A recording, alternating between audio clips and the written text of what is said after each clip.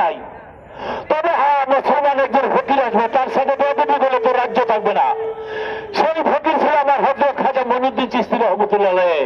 চুরি শরীয়ত ধর্মের কাহিনী, খাজা বাবার সাথে বেয়াদবি করে পৃথিবী থেকে নিশ্চিহ্ন হয়ে গেছে পৃথিবীরাজ। আমি চাই না তোমরা যারা আছো তোমাদের কর্ম তোমরা করো। আমাদের অলিয়া উলিয়ার মাজারে হাত দিয়ে যে বেয়াদবি করেছো, প্রত্যেকটা দরবারে যাবে কানে ধইরা তওবা করো, তাহলে হলে আমি লতিফকে ছেড়ে দিতে পারি। বাংলাদেশের জনগণ ছেড়ে দিলে তোমার আল্লাহ ছাড়বে না। আর আমি বলি, আমাদের পীর যখন দেয়ালে ঠেকে যাবে, বাংলাদেশে হাজার হাজার লক্ষ লক্ষ পাগল ফকির তারা কি চায়? একটা পাগল কি চায়? ওর গায়ের মধ্যে একটা জামা, পরনের মধ্যে ছিঁড়া ভরা একটা জামা, দেখেন আপনি খুঁজে কারোর সাথে একটা কম্বল আছে, কারোর সাথে একটা কম্বল নাই। ও এইভাবে রাস্তাঘাটে থাকে, ও কারো ক্ষতি করে না। জীবনে দেখছেন কোন একটা ফকির, কোন লালন চর্চা এই প্রেমিক যারা বাউল যারা একটা ছুরি মারে, এরা ইয়াবা ব্যবসা করে, এরা হেরোইনের ব্যবসা করে, এরা ডাক্তারের কোনো কাজ করেছে। আপনার সঞ্চার কোনোদিন আমি পত্রিকায় প্রেস ক্লাবে দাঁড়িয়েছি।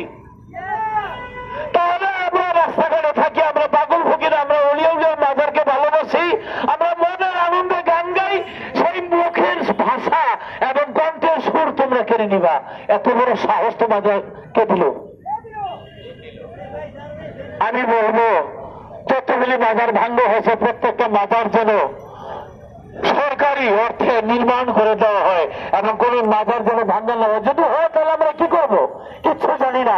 আমার তরিকার ভাই, বাউল ভাই, আমি না থাকলে ধুনু থাকবে না, আমি না থাকলে আমার বাসিয়ালা থাকবে না, একটা শিল্পী না থাকলে যন্ত্রীও থাকবে না। আমরা শিল্পী যন্ত্রী যারা আছি, আমাদের সবচেয়ে বড় অস্ত্র হইল হাতের একতারা, হাইরে আমার একতারা। এই একতারা সুর আমার সবচেয়ে বড় যন্ত্র হলো হাতের বাঁশি, আমার সবচেয়ে বড় যন্ত্র হলো আমার ঢোল হারমোনিয়াম, আমার গলার সুর। আমরা যদি রাস্তার মধ্যে দাঁড়িয়ে আছি, ডক্টর ইউনূস সাহেব আপনাকে আমি স্যালুট জানাই, শ্রদ্ধা জানাই। আপনি বিশ্বের মধ্যে এমন কিছু করবেন না যে বিশ্বের লোক আপনার কাছে জানতে চাবে ডক্টর ইউনূস তোমার দেশের মধ্যে এই কোন অবস্থা হইল। একজন সাধারণ মানুষ কর্ম করে খাবে, সেখানে বাধা কেন? একজন শিল্পীর কণ্ঠের সুর তুমি কেড়ে নিতে চাও, এটা আল্লাহ প্রদত্ত জিনিস। আমি চাই না আপনি এই প্রশ্নের সম্মুখীন হন। অর্থাৎ কারণে আপনার উপদেষ্টা মন্ডলী যারা আছে তাদেরকে নিয়ে বসে এই অলিয়া উলিয়ার দেশে, এটা হাসান রাজার দেশ, কবি জালালের দেশ, এটা আব্দুল করিমের দেশ, এটা আমাদের সাইজি বিশ্বের বাউল সম্রাট লালন সাইজির দেশ।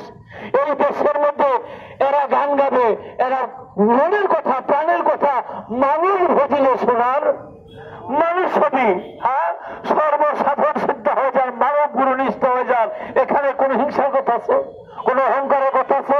সত্য বড় সুপথ চল ওরে আমার মন, এই কথার মধ্যে যারা বাধা হয়ে দাঁড়ায়, আমি মনে করি আল্লাহ গজব, আমি জানি না কত প্রকার গজব আছে, সত্য